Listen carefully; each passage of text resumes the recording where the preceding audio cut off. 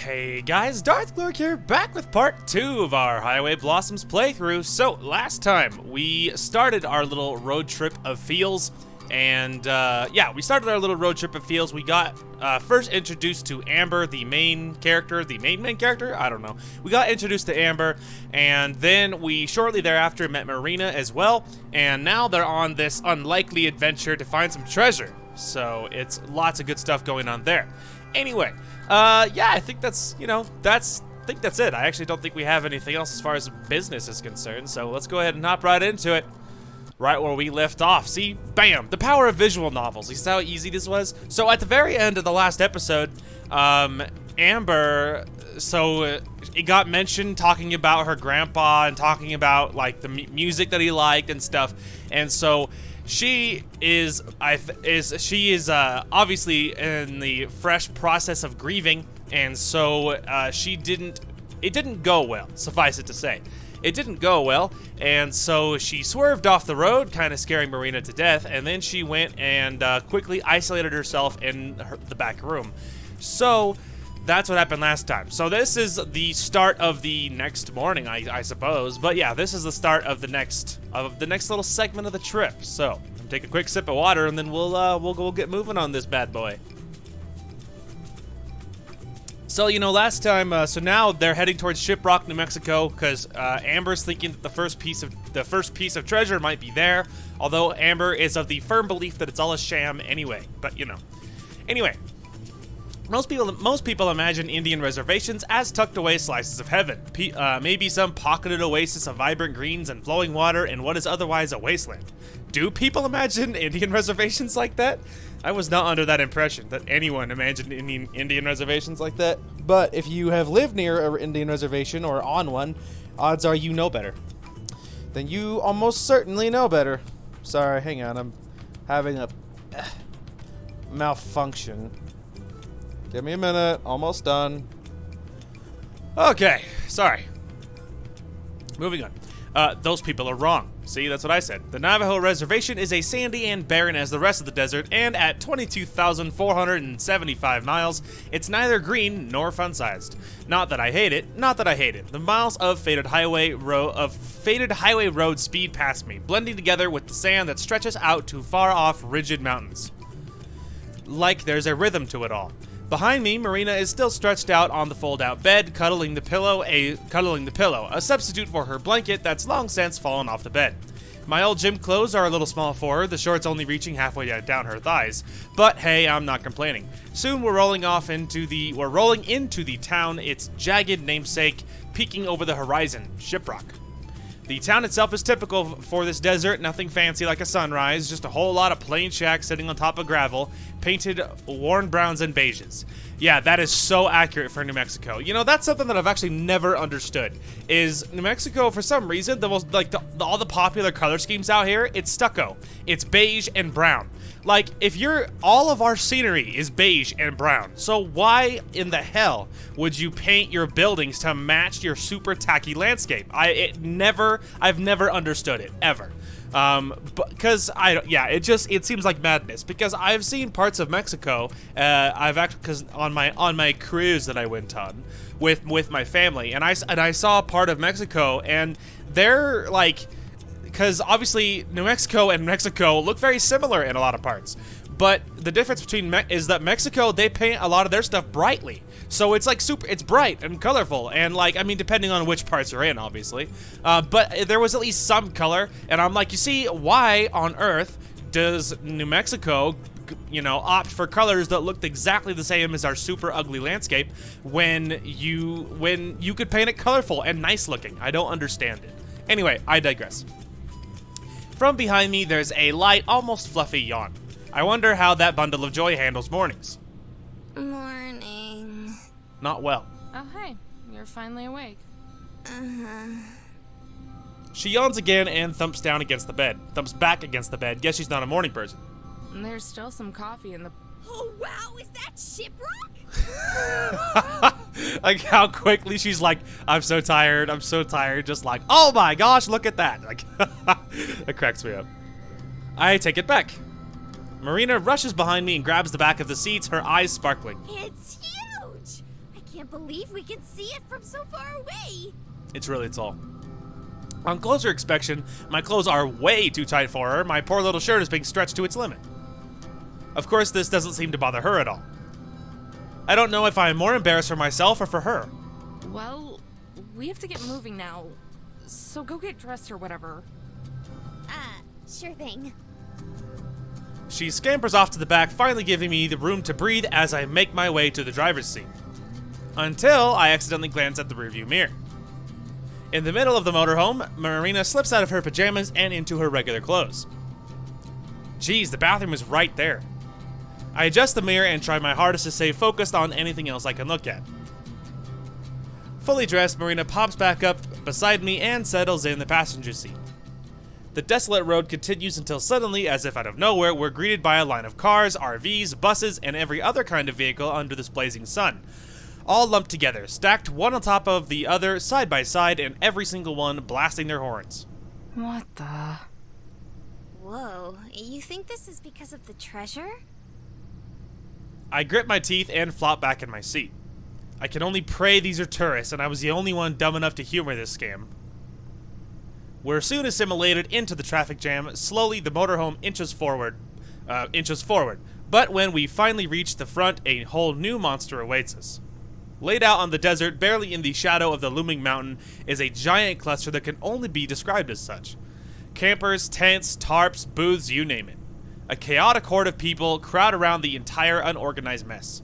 I cringe at the very sight of it. I'm in hell. Marina pushes her face against the window in awe of the sheer intensity. I don't think I've seen this many people since the concert. Oh god, she's gonna break from the overstimulation. A choir of horns serenade us from behind. Groaning, I pull forward and squeeze the motorhome into the nearest available space, stuffed tightly between everything else. Backing out is gonna be a real pain. Well, what are we waiting for? Let's go find that treasure. Marina sits up and nearly leaps out of the car, but I grab her wrist and pull her back into her seat. Just hold on a second. Her enthusiasm fades. Oh, that's right. You were only going to drop me off and leave. Sorry, but I'm gonna stick around a bit longer. For real? She starts sniffling. You're so nice to me, Amber.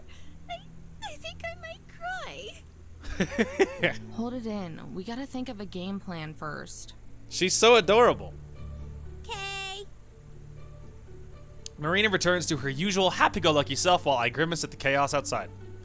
If I suspend my disbelief and assume the treasure is real, where would we even start? We don't even have any equipment. I guess we may as well start by checking out the place. That sounds like a pretty good place to start to me. I'm the first to make my way out into the sea of people. My nose is assaulted by smells of campfires and BO masked in suntan lotion.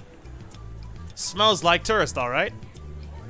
Marina finishes her run around the motorhome and huddles close to me, her eyes still wide with wonder but far less gung-ho than before.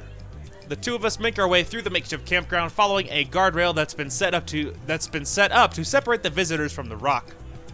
All the while, we pass different scenes starring all sorts of people. A news anchor elbowing nosy hecklers out of the way while she tries to report, men on top of motorhomes and lawn chairs strumming away on guitars. Even vendors have set up shop here, selling over-ripened fruit from their booths.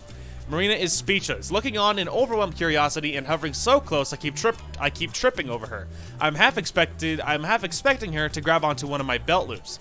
I'm surprised. I begged her to be pretty good with crowds. Please stay behind the guardrail. I repeat, please stay behind the guardrail. that part is all. I laughed so hard the first time when I was playing this because it was just so sudden. It was so sudden. Like, it was just like I'm just reading along super quietly, and then suddenly there's this dude shouting, "Just stay behind the guardrail!" I'm just like, oh god! It was so sudden. It scared the crap out of me the first time around. It's so funny. It really cracks me up. Anyways. A booming voice shouts over the crackling of a megaphone. Pushing through the crowd, we're shoved into a part of the crowd that's mobbing by an opening in the guardrail. They're barred from advancing by a lone man standing on top of a folding chair and clutching his megaphone like a shotgun. Stay behind the guardrail. Please be considerate of Navajo land. I like how he says Navajo land like it's one word. Right, like, be considerate of Navajo land, right? Because that makes it sound like be considerate of the, you know, the Navajo's land, right? But when the way he says it, it's Navajo land, like it's Disneyland.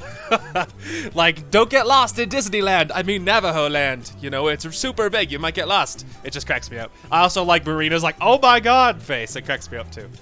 Makes me laugh. What's going on? Not sure. I think. The sun reflects off of the truck behind it. I squint my eyes at the word printed on its side. Navajo Parks and Recreation. It's the man? The man? The man. Never mind. He's keeping me down, man. The relentless crowd ignores him, ramming into each other as they fling whole dictionaries worth of profanity at him. This could get nasty. It's true, he's like 20 seconds for being attacked. Maybe they're moshing. People did that at the concert. Yeah, maybe they're moshing, that's it. Just what the hell kind of concert did you go to anyway? Wait a second. In the back of the mosh, distant from the calamity, is a familiar sight. Blonde hair, intertwined, and running through a dark red bandana. What's wrong? Remember that loud chick from the gas station? It's the Banshee.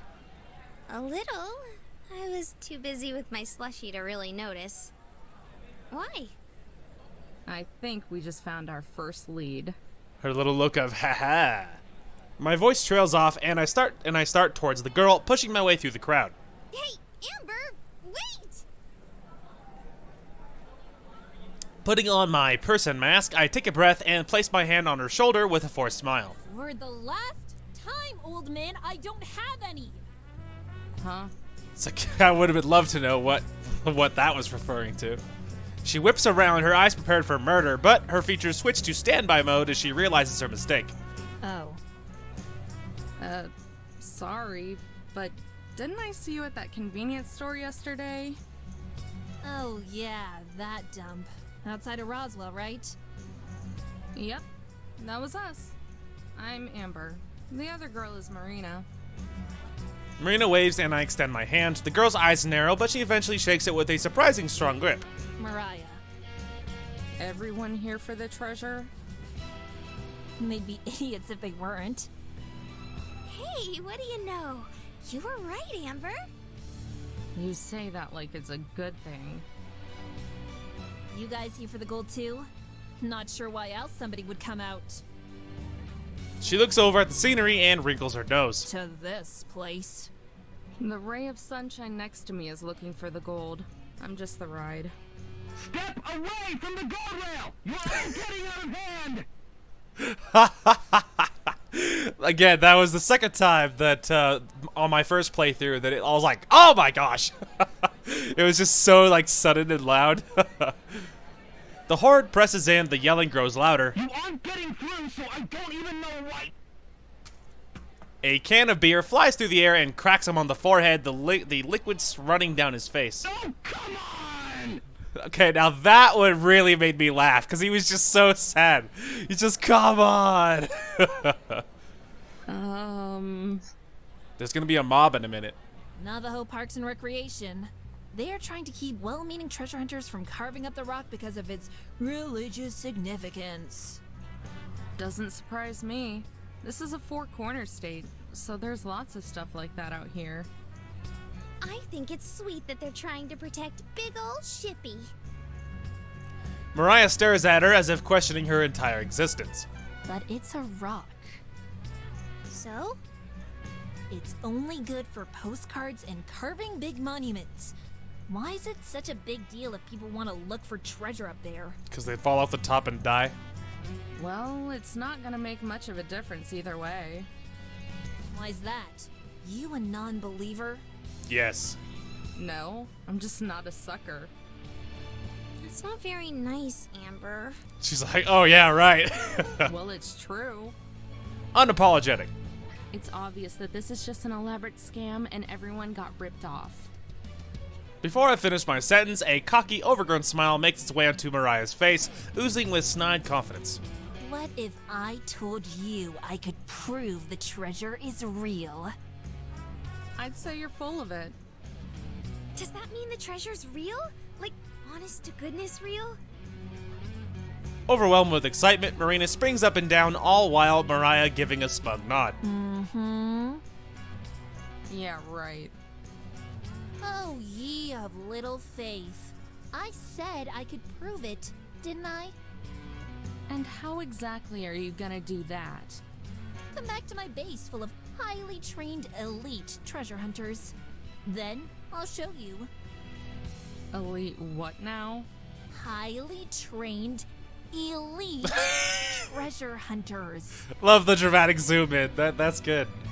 Right. Zoom is back out. Thanks, but no thanks. We'll pass. What? But why? Well, because... You said we needed a game plan, right? This is the best chance we have right now. A terrifying amount of determination emanates from her as she forces her unwavering stare on me. Her gaze intensifies. I look down at my dusty shoes and finally give in. Jeez, if it'll make you that happy, I'll do it. She's so adorable. She's really damn determined. I'll give her that much. I'm not sure I could have said no. But this better be legit, you hear? She's like, you better not be a serial killer. I point to Mariah. I'm not in the mood to be jerked around today.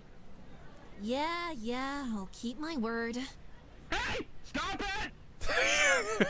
Oh, what's happening to the poor man?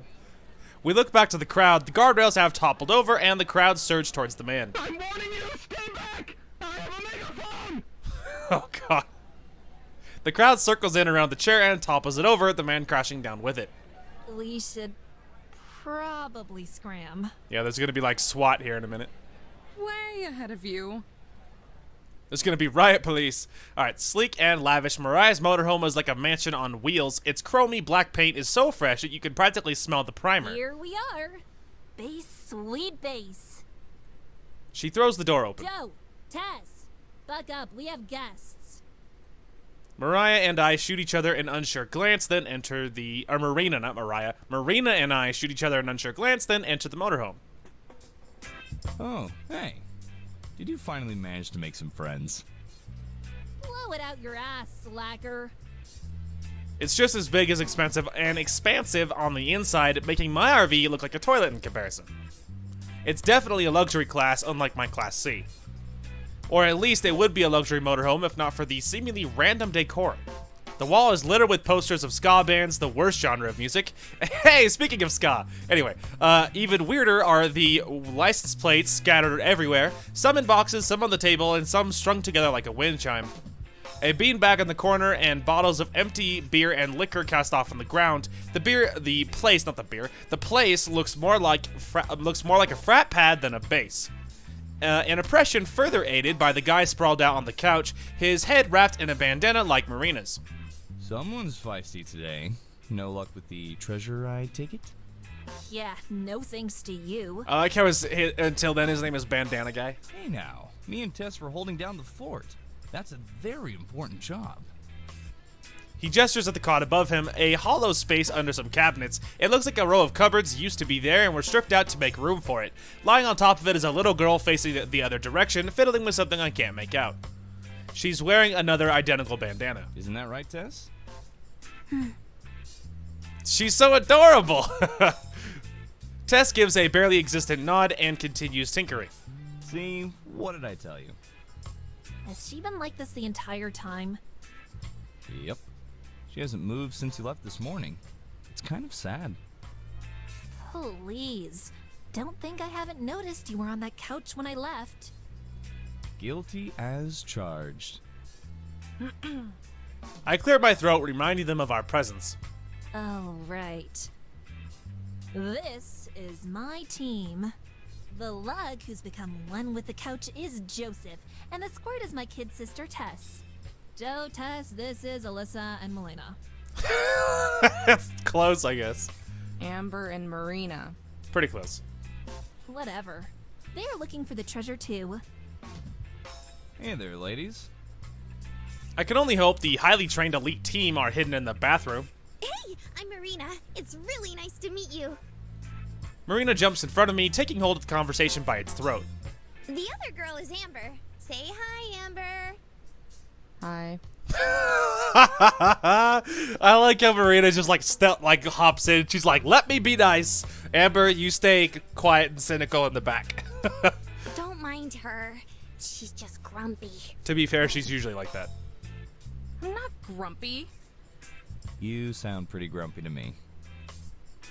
I groan and start muttering nonsense under my breath. Didn't think being a realist would make me grumpy. She doesn't think the treasure exists. Yeah, realist is often like a synonym of cynical and a hater, but it depends on your definition. But in my experience, realist is often one with hater. But hey, what do I know? Uh-oh, Mariah, we've got a non-believer in our midst. Why do they keep saying that? Why do you think I brought her here? If you think you'll be able to convince me that this treasure is real, then fine. But you have another thing coming. Come on, where's your sense of adventure? Back in my motorhome. We can take you and your sense of adventure back to Carlsbad if you want. No thanks. Carlsbad? California? New Mexico. Rolling her eyes, Mariah walks over to a drawer. From inside, she pulls out something wrapped in cloth and brings it over to me. Go ahead. Take a peek. Her smirk reappears, curling across her face as if it were a game and there's no way she could lose. Hesitant, I bring my hand to the rag and unwrap it. What? No way. Is this? It's a human hand? No, I'm kidding. That's right. She is a serial killer! Lying swaddled in a cloth is a yellow nugget. I give it a squeeze. It's soft, definitely not a piece of pyrite. It's gold! But how? You know the miner who hid the treasure? That's Joseph's great-great-uncle. You're lying. I can testify for that. It's true. This thing is a family heirloom. Like testify about the lying or testify about something else? Who can say? More like it was lying forgotten in my basement until we stumbled across it as kids. Ah, well, there you go. After that, I heard great tales of the miner and his hidden treasure. She went to the library and found old newspaper clippings making fun of him. Then, I made it my life's goal to find his treasure. She's been obsessed with it ever since. Help. Ever since, help. That's a load. I saw you at the store yesterday. If you knew so much about the treasure, then why did you have to buy one of those journals? Another side of my family probably got the journal after he kicked it. We didn't hear about it until everyone else did. This doesn't prove anything. Mariah, or I almost said Marina again. Mariah shoots me a scowl similar to the one she gave to the clerk yesterday. What are you trying to say?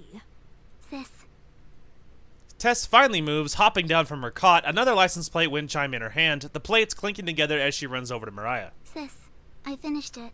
She's so adorable in like a little super cold way. I forgot what that little archetype, if that's what it's called. Forgot what that's type. It's not tsundere. It's not yandere. Isn't that the ones where they're crazy? And I forget the other one, but it's the one where they're super like chill on the surface, but there's stuff going on underneath. Yeah, that type. She says this without a hint of emotion, her eyes in a constant half-open state. It's kind of unsettling. How many is that now? 44? 45. Marina bends down to Tessa's level and greets her. Oh, are you collecting license plates? Uh-huh. I only have 5 more until I have all 50 states. And what state do you have there? New Mexico. Her voice and expression don't change, still as dry as the desert air. Mariah scoffs. At least yesterday wasn't a complete waste of time. That junker was a piece of crap. Oh, kids, here we go. Wait a second. All the parts were rustier than my ass. Even the scrap metal wasn't worth it. Just be thankful we found it. We'd be busted if I hadn't salvaged the good bits. Besides, that money is going to keep us from starving. I look at Marina, but she doesn't seem to have put it together. About that car you found. That wasn't outside Roswell, was it? Marina's eyes go wide, realization finally penetrating her skull. Yeah, not too far from the store. What do you care? I can feel my blood begin to boil. Marina can feel it too. Yeah. Amber? She's like, please let her live. Every part of me is shaking. I struggle to spit out the words. Her car was stolen outside of Roswell yesterday. It was out of gas, so we went to get some. Joseph is the next to realize it, followed by Tess. Oh, crap. Awkward. So? I can't hold it in anymore. Sorry, Marina. So, you stole her car and dismantled it! She's upset. Joseph jumps off the couch and apologetically bows repeatedly, all in one swift motion. Each bow makes me a little bit angrier. Joey said it was okay. I thought it was. Mariah gave the go-ahead. You told them it was alright? Yeah, so? It's your own fault for leaving it out there. How? How on earth is it our fault that it broke down? You know. Finders, keepers. Yeah, yes, that's a good argument. It's a freaking car! She's upset. She's like, please don't kill us. Tess tugs on my shirt. What? I don't mean to, but the word snaps out of my mouth and the tiny girl shrinks away. All right, Amber, just calm down. We can talk this out. Here. She holds out the wind chime made of Marina's license plate, her eyes cast downward. You can have it. Never mind, calming down isn't gonna happen. A hand grasps my shoulder. I turn to Marina and she shakes her head and smiles. Amber, it's okay. But Really, it's fine. She bends back down to Tess and smiles reassuringly. You can go ahead and keep it, sweetie. The trio, Mariah included, are taken back by Marina's saint-like reaction. Don't worry, guys, it's fine. Joseph breathes a sigh of relief. Oh, God. Thank you so much. We're all really sorry about this. Right, Mariah? You could, like, hear him, like, talk through his teeth. Yeah, I guess. Oh yeah, she sounds super apologetic. About as fed up with this as I am, Joseph shoots her a glare and smacks her on the back of the head. Ow! Alright, I'm sorry and stuff. Well done, I guess? Marina, are you sure? They destroyed your car. Yeah, they did do that. Yeah, but it was pretty run down anyway. You're unreal, you know that? Anyway, we should head out now. We have a few things to take care of. Thanks for showing us the gold. Now I'm sure the treasure's real. No problem, ladies. Again, really sorry for all the trouble. If there's anything we can do for you, just give us a shout. Sure thing. We head for the door, but Marina turns around before stepping outside. By the way, was there a phone in the car? The pink case, eh? Yeah, that's the one. Yeah, it's not there. Pawned it. We kind of sold that too. Called it. Yes, it's like, yep, there you go. It feels like the page is staring back at me. In fact, at this point, it probably is. My gaze drifts from the journal to the window by the entrance. Marina's outside, twirling the payphone's cord as she pops in another quarter. She bites her lips and looks through the window. Our eyes meet. She sends me a small, anxious wave. Closing the book, I let out a yawn and remove my head from my fist. Remove my head from my fist. I'm sure there's a red imprint on my cheek. Figuring out we had to go to SHIPROCK was the easy part. Everything else has been a gigantic pain in the ass. There's a rush of precious cold air getting sucked from the building. Marina enters, carefully shutting the door and taking the seat opposite me in the booth. So how'd it go? It went fine, I guess. That's not reassuring. Your parents are okay with all of this?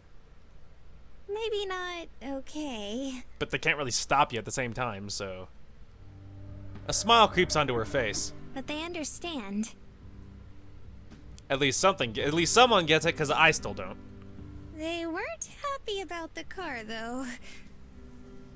I think you were the only person who was. How couldn't I be? Mariah showed us that the treasure is real. You're going to believe the people who stole your car? It was an accident. They didn't mean to. Besides, they're nice. Most of them. Before I can argue further, our waitress emerges from the kitchen carrying our order, a hot black coffee for me and a milkshake for Marina and a large order of fries for us both. Marina's eyes brighten as at the sight of the shake. Looks like with the slushy, her sweet tooth takes control of her and she practically starts drooling over the glass. With a nod, the waitress disappears back into the kitchen. Thanks for the food, by the way. Well, it's not like I really had a choice. I could hear your stomach from the driver's seat. I wasn't about to let you starve to death on my watch. Plus, I was getting pretty hungry too. Amazingly, Marina didn't freak out at the sight of the diner like she has at everything else so far. I was genuinely shocked when I didn't hear a gasp of awe escape from her mouth as we pulled up. Hey, Amber, why don't you get a shake too? Coffee and fries don't really go together, don't you think? I think so. That doesn't sound like a good combination at all. I'm fine. I don't really like sweet things. I get that. But it's super good, especially when you dip your fries in it. My little sister does that a lot. Like, she likes the dipping her fries in and make a milkshake thing. But I have never done it, and mostly because that doesn't sound good to me, but whatever. Anyway, she takes several of the fries and does just that, dipping them in the shake like it was ketchup or mustard. That's silly. I can do the same thing with my coffee. Don't do it, Amber, to prove a point. Don't do it. Taking a fry, I dunk it into my coffee and take a bite out of it. Oh, dear. That was a mistake. That was a bad idea. Grimacing, I place the rest of the fry on my napkin as I try to cope with the cold chill and sulfury aftertaste. Maybe it would work better if you put creamer in it? Somehow I doubt that. Besides, it would just ruin the coffee. I don't know how you can even drink it without cream, or at least a little sugar. It's so bitter. It's an acquired taste. You find flavor in the bitterness. That's profound, I suppose. That's why I think it's weird that you drink something like that. How do you mean?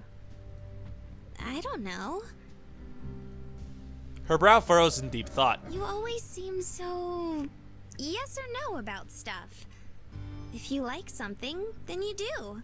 If you don't like something, then you don't. See, you could see the contrast, right? Because she's very, no gray area, yes or no. It's just cut and dry, cynical, realist, whatever. And for her, she's more peppy and bright and like a feelings gray area thing. You know what I mean? You could see how different they are. You're losing me, Mare. What did Mom used to tell us when we didn't listen to her? Oh, yeah. Basically, you have a really thick head, Amber. Ouch. I nearly spit the coffee out of my mouth. Gee, thanks. Or was it a thick skull? Whatever, you know what I mean, right? I think so. Maybe. It wasn't really an acquired taste for me now that I think about it. Maybe I've always liked the bitterness. Or maybe I just convinced myself that I did. I don't know. Is that a bad thing? Just like in Mariah's RV, Marina shakes her head and gives me a sweet, genuine smile. I don't think so. I actually really like it. It reminds me of SHIPROCK. A warm, tickling sensation bubbles up in my chest. It forces me to smile, but I play it off all cool and breezy-like. So I remind you of a rock. You shouldn't say that kind of thing. People might think they're insults. Satisfied with how I played that off, I reach for a fry to reward myself, but instead of hot, crispy goodness, something smooth brushes against my fingertips. I gaze down at the plate of fries. Marina's hand for a split second rests below mine. We instinctively snap back. Marina's face is so bright, is a bright shade of pink, and mine is probably similar. Sorry. The room feels 10 degrees hotter. We try to re-establish eye contact, but our glances shoot off in other directions as soon as we meet. Hey, Amber?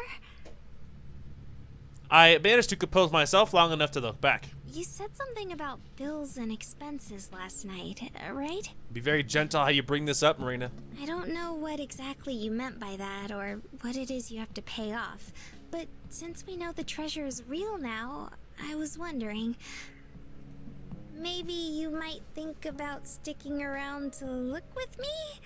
We could even split it, or something. Well, First off, we don't even know if the treasure is actually real. Mariah could be pulling our legs. My coffee is almost gone. All that's left is a puddle and a few stray grounds. I'll think about it though. Really? I only said I would think about it. Don't get too excited just yet. I won't. I just think it would be super cool. Marina flops her chin down and rests on the table. How's it going anyway? Have you figured out where the first part of the treasure might be? No luck. It's not like the guy drew a map or anything. He just jotted down details about the places he went to. That and rambling about how awesome he was. Do you think Mariah was right and he hit it on top of old Shippy? Don't listen to Mariah, okay? She doesn't know what she's talking about. Think about it.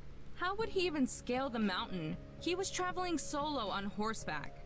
I doubt he would have the tools to do it. And even so, he'd have to carry gold. He'd have to carry gold up a mountain. That seems really intense.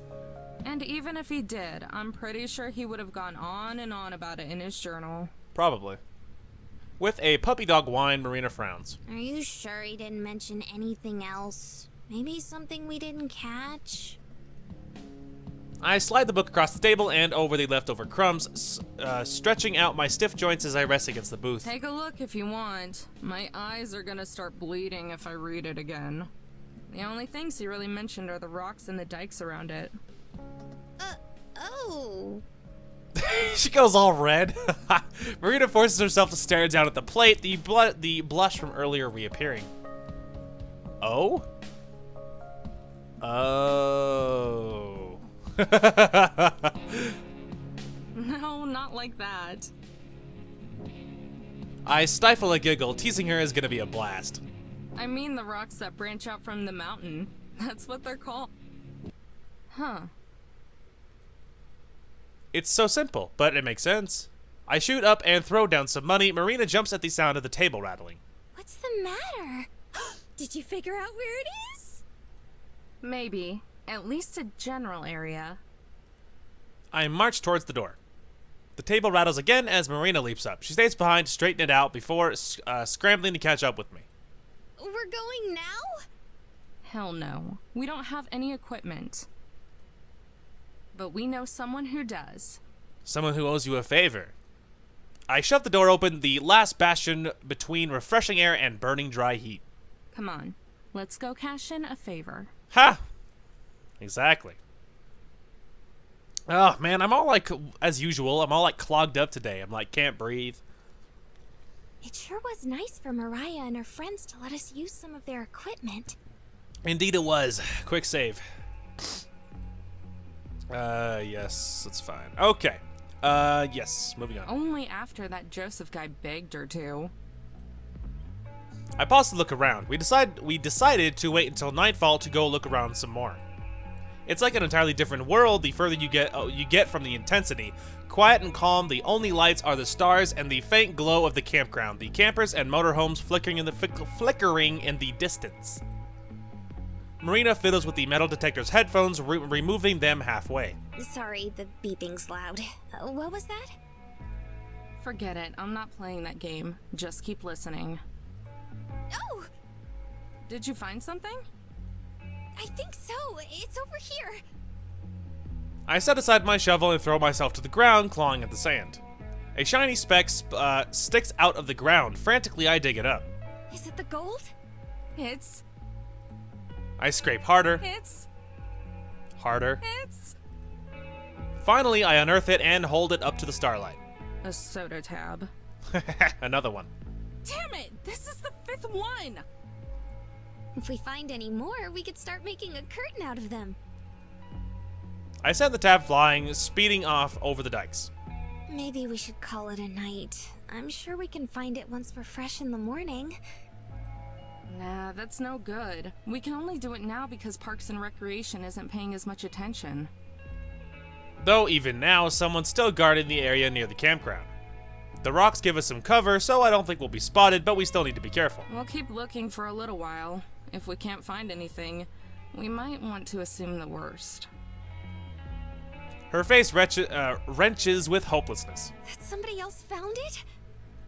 that it doesn't exist. Jeez, it's like you've never even considered that it might not be real. But Mariah... Yeah, I know.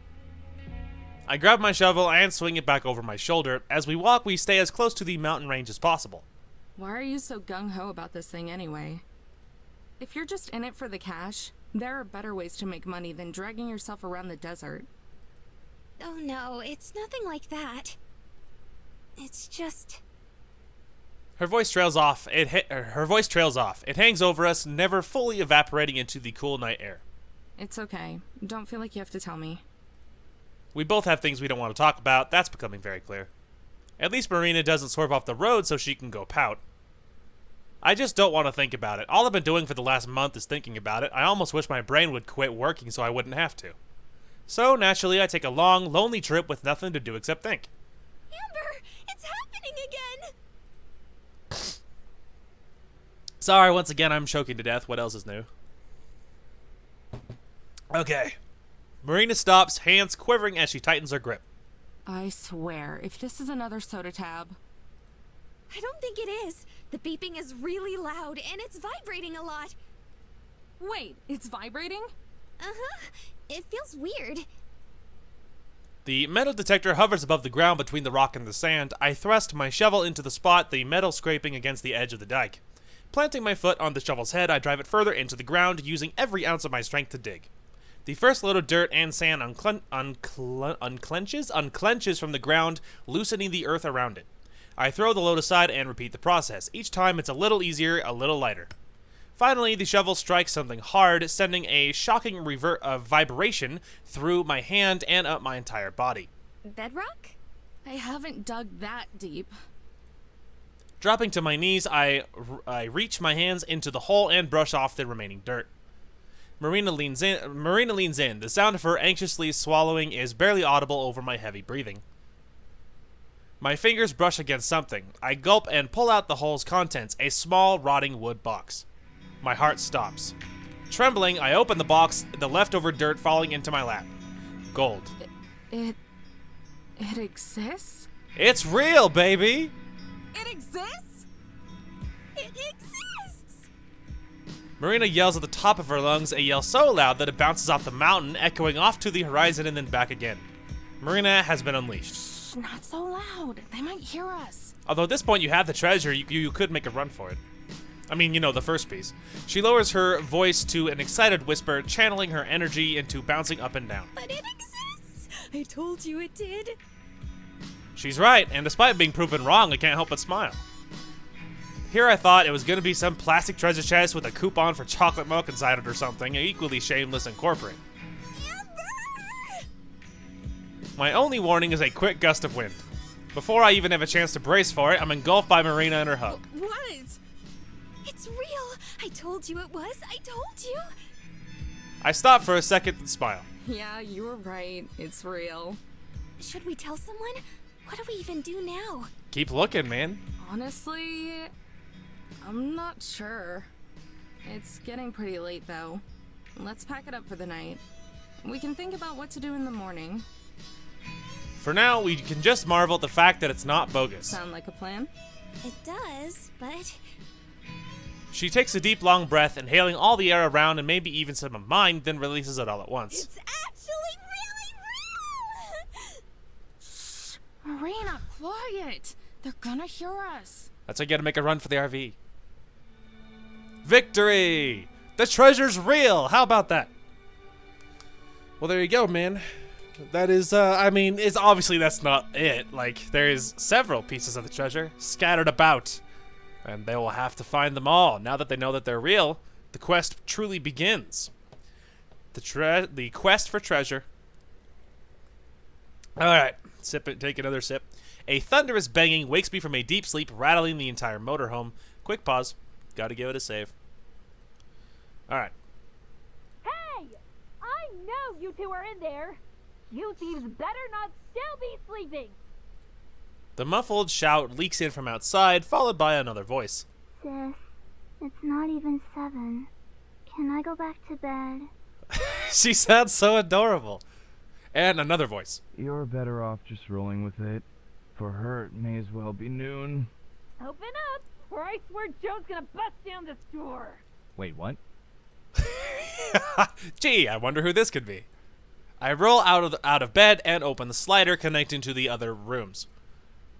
Marina is sitting pressed up against the back of the fold-out bed with the sheets over her head. Who do you think it is? I'll give you a guess. Take a wild guess. That's exactly. I march over and throw open the door. As expected, my 3 favorite people stand before me. It's about time. Do you have any idea how long we've been out here? A groggy Tess sways from side to side. Joseph's gentle hands are the only thing preventing her from passing out on the ground.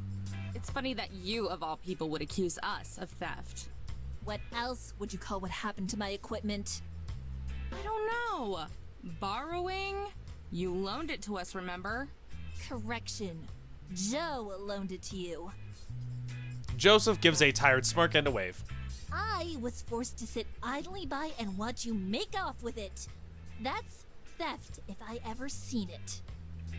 She pushes me aside and clambers into the motorhome, followed by the other 2. Looks like we're coming in. Good morning. She's so adorable. Hey, you 3. Morning. How are you guys doing? Tired.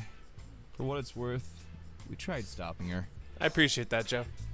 Mariah stomps to the middle of the motorhome, analyzing everything before taking a loud scoff. So where's my stuff? If you don't get out of my RV in 5 seconds, it'll be shoved up your ass. Don't worry about it. You guys are great. Like I said, I really like Amber. There's something about the angry cynicism that speaks to me. Hey, Tess. Did you hang up your new wind chime? Tess's eyes flicker with interest for all of a second, then return to their obstinate, droopy state. Uh-huh. Above my bed. What's up with the fold out? You 2 don't sleep together? Nat. What? Uh-huh. Told ya. Damn it. Lols, they had a bet. Grumbling, Mariah pulls out a bill from her pocket and slaps it in Joe's hand. Does that mean we get to sleep in tomorrow morning? Sure does, kiddo. Sure does. They had a bet that these 2 were sleeping together, and obviously he bet that they weren't, and so they get to sleep in, and he got $1. Or a bill, I don't know if it's $1, I guess. Anyway, the ringleader of the circus returns to inspecting the motorhome, fiddling with the magnets on the fridge. Anyway, give me back my equipment and we'll get out of your hair. Come on, just let them use it. It's the least we can do after tearing apart her car. True. Mariah's attention turns to the counter, topped with the open box of stunning gold nuggets from the night before. And whose fault was that? The fact that they What didn't is do a better this? job at hiding it, sorry about that. The fact that they didn't do a better job about hiding it like in a drawer or something really is alarming to me. What is what? The box of gold we found? The thing on the counter? It almost looks like... Oh, that? That's the piece of the treasure we found. Ha! Yeah, right! You're kidding. She chuckles. She stops. She's kidding, right? No. I have a devious thought and crack an equally devious smile. Nope. She's telling the truth. 100%. She's like, yeah, let's torture her with it. I wrap my arm around Mariah and bring her close. Joseph and Tess shoot each other alarmed glances. We found it last night. With your equipment. Lols. She stands there stupefied. No! That's impossible. You're lying. Really now? Hey, Marina, why don't you tell her about it? Sure thing! It started yesterday after we met. Amber looked at the journal again and thought it might be near the smaller rocks behind the bigger one. They're called dikes, I think.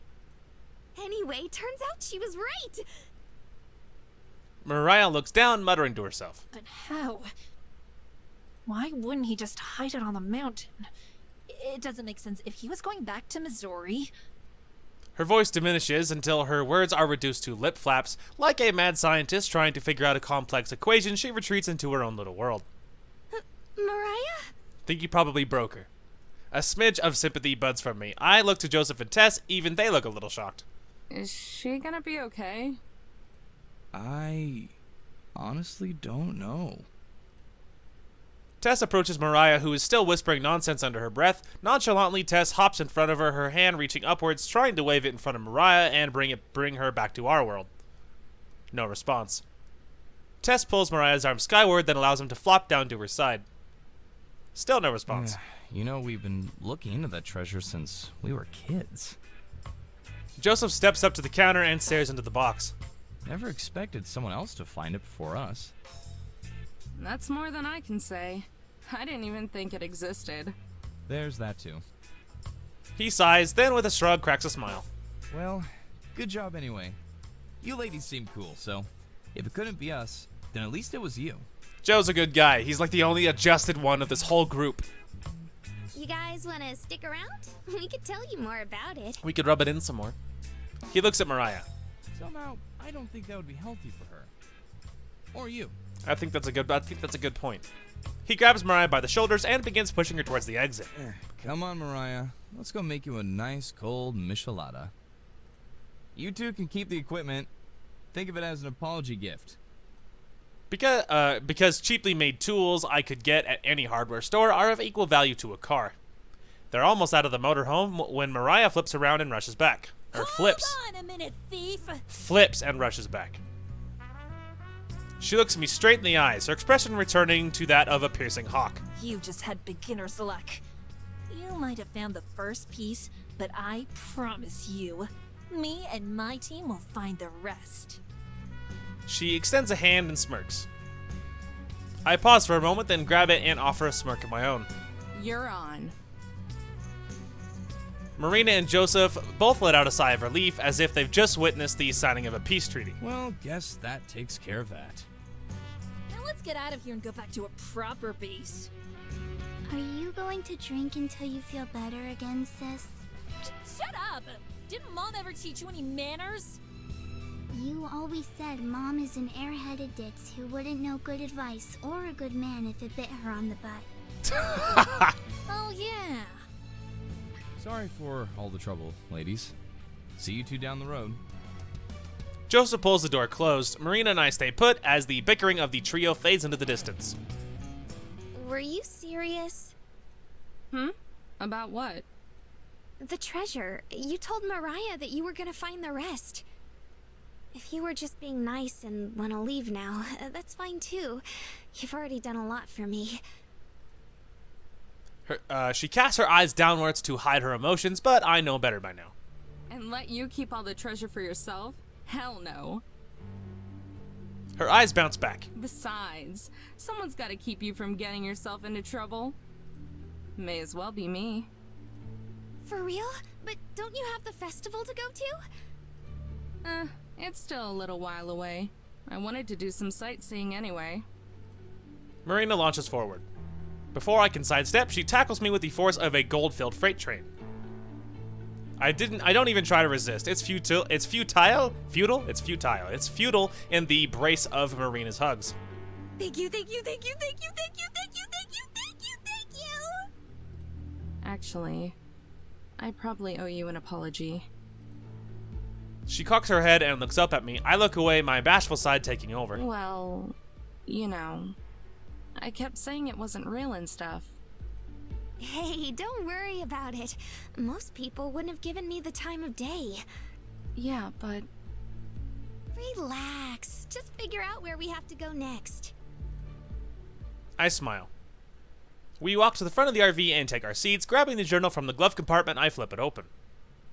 I glance over the second to last entry. Key phrases like split path, detour, and acres of identical arched stone throw my brain into the deep end, drowning me in dizzying puzzles before I've even fully read it. Marina peeks over, trying to decipher the entries with me. A speck of inadequacy crawls up inside me, and I quickly flip to the next entry before Marina notices I'm stuck. I'll deal with that later. For now, we'll just narrow this down. Oh, are you guys ready for my old-fashioned self-important voice? Here we go. Much has happened since my last entry, so let me waste no time in beginning. As I mentioned previously, I had begun to develop a cough of sorts during my travels. At the time, I thought nothing of it, just a result of being overexposed to the elements. After all, a handsomely rugged and worldly man such as myself should be used to such things, but I digress. Unfortunately, the more I continued under the blazing sun, the more my condition worsened, until finally my body gave out. The last thing I remember is falling off my steed. Sometime later, I awoke next to a fire, with my horse nearby. I myself could not move, as I was held down by illness and sweat. But I was reassured by a man sitting across from me. Upon further inspection, I realized he was a native of this land. I had several encounters with people of his sort during my time on the wagon trail, so naturally I was suspicious and fearful for the remainder of my gold. However, the man said he had no interest in such things. A dry, quiet fellow, the man told me his name was Lamasi, and that I was in a canyon his people occupied, although they had been driven to a different segment of it some years back. His English was quite fluent, and when I inquired, he said he had learned from settlers as a boy. Over the next several days, Lamasi would nurse me back to health. He would never stray too far, as he preferred looking after his strange tribe from a distance, but I was able to explore portions of his home. Eventually, I stumbled upon a long ruined home, built into a cave on the side of the mountain. According to Lamasi, there are many more like it, although they originally belonged to enemies of his ancestors. It was then that I realized where I would leave the next portion of my bounty.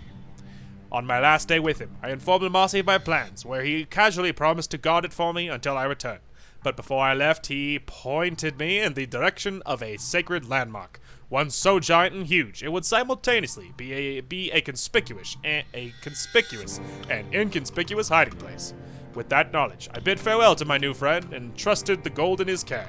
Perhaps I will reward him with some of it on the return trip. You're my Lamesi, Amber. That's so adorable. That's so adorable. Suddenly, my chest feels like a hummingbird is fluttering around in it. I shift my eyes away from her smile and hide my face. Thanks. When you strip away the circumstances, I guess I did save and protect her like that Lamasi guy did with the miner. A gorge is like a canyon, right? Marina leans in closer and points to the entry, strands of her soft hair tickling my cheek. I scoot back and power through it, taking a sharp breath to recollect myself. Basically, yeah. Marina nearly springs out of her seat in a burst of realization, her head an inch away from smacking into the ceiling. Oh my god. Does that mean we get to go to the Grand Canyon? Do we get to go to the Grand Canyon, Amber? Not unless history decides to rewrite itself. There are lots of canyons with ruins. One of them is the Grand Canyon, but most of them have been cleaned out for hundreds of years. I choked down a groan. Indian ruins aren't exactly rarities around here. Maybe that other entry wasn't so bad after all. So we're looking for a place that was still being used in the 1850s. Marina hunkers down and thinks with me, wrinkles forming on her forehead as she tries to strain out an answer. I'm pretty sure she doesn't even know where to start, but hey, at least she's trying. Well, there is one place. Marina hardly gets a breath out before I crush her dreams once again. Not the Grand Canyon. She slinks back into her chair and quietly pouts. It's still in Arizona, but it's a different place. Canyon de Chelly. The Navajo weren't chased out until 1863, so the timing isn't too screwy. Place is loaded with ruins, too. Oh, are they Puebloan ruins? My flow of information stops. She knows what I'm talking about? She can actually pronounce it? Yeah. I'm surprised you know that. Yep, I've been reading some of those travel guides lying around. Super interesting. Those things must be about as old as I am by now. I didn't have the heart to throw them away when I was cleaning everything out. Hey, that's how I did it. It's the best way to learn.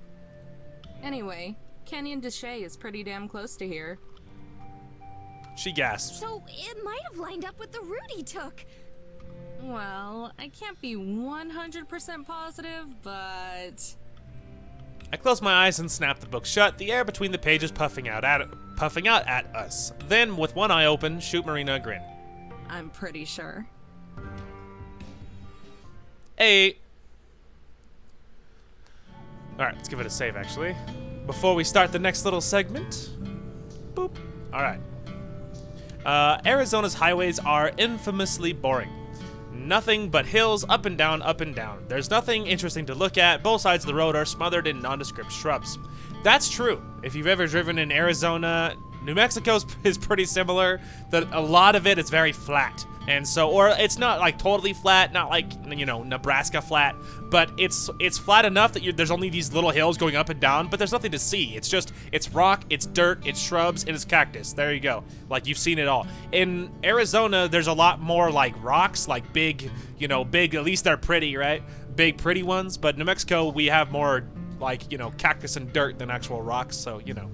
Anyway, I digress. It's the part of the country where you just zone out and drive on autopilot. Very true. There's nothing to see. When we finally see a sign for the town of Chinle, maybe? It's probably some other super suave word, but I can't pronounce it, whatever. Right next to the canyon, it feels like we're approaching the promised land. Marina looks up from the book she's reading just in time to miss the sign. Was that it? Are we there yet? Nah, 40 miles to go still.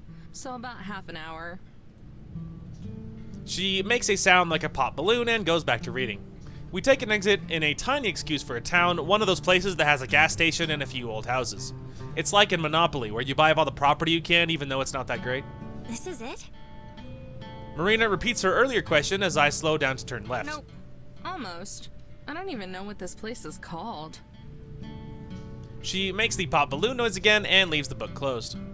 But leaves the book closed. When we finally reach Chinle, or whatever it's called, it's pretty obvious. This is the first real town we've seen in hours. The outskirts are industrial, dominated by what I assume are factories. A pair of stray dogs lope along the side of the road, hungry and lean. Marina makes a sound of sympathy, pressing her face against the glass as we pass them. Hey, Amber. We're not getting a dog. But they're so cute. And we could dress them up in a bandana and... No way. I've never gotten why people want to dress their pets up like people. For the most part, I agree with that. I don't get that. I have a few little exceptions. One of my exceptions is a bandana. If I would absolutely, if my previous dog would not have liked that. He would have freaked out if I had tied something around him. But if I get another dog, which at some point I'm definitely going to, and when I do, I am going to put a bandana if the dog doesn't freak out or doesn't hate it, because it's so cute when you see, like, you know, pictures a dog, like, I don't know, some sort of hound or something, and you picture a little bandana tied around his neck and it's going down his back. It's so adorable. Everyone thinks that. So that's the one exception I would make. It's cute. It is cute. Marina pouts. I figured she was just joking, but she didn't actually think I would let her get a dog, right? It seems that all is forgiven by the time I pull into a gas station. She's bouncing in her seat with her usual enthusiasm, or maybe it's her bladder. My second guess must have been correct, because as soon as I shut off the engine, she darts out of the RV and into the store. While she does that, I fuel up. No telling when we'll see the next gas station. Could be 100 miles. And this thing drinks gasoline like a thirsty dog drinks water. By the time I finish, Marina still isn't back, so I lock up and head inside. The store is devoid of other customers. It's unremarkable, with the usual selection of candy, chips, and overpriced beef jerky. Overpriced anything. Gas stations are horribly expensive. Anyway, I'm not hungry, just passing time. Soon, Marina trots out of the bathroom, glancing around. She spots me and heads over. Want anything? Duh. Let's see.